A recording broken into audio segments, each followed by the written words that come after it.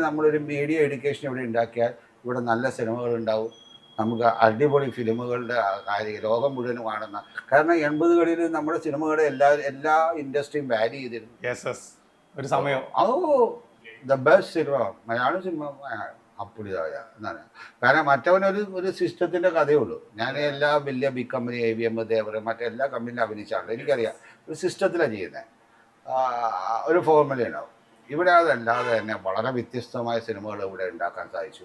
പല വ്യത്യസ്തമായ അറുപരേഷനെയും കാഞ്ചന സീത എന്ന് പറയുന്നതിന് പ്രകൃതിയെ വന്നിട്ട് സീതയായിട്ട് കാണിച്ചുകൊണ്ട് ഒരു സിനിമയൊക്കെ ചെയ്യാൻ പറ്റിയ 80ലേക്ക് വന്നിട്ട് ഇവിടെ തിങ്ക് ചെയ്യാൻ പറ്റിയ ഒരു സ്പേസുള്ള നാടാണിത്.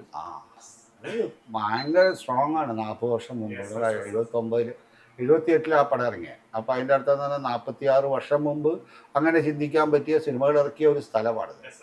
അതേപോലെ തന്നെ ഇവിടുത്തെ മലയാളത്തിലെ മുത്തയ്യ മറ്റേ ചിത്രമേള ആന്തോളജി ഫിലിം 67 ഇറക്കിയേ.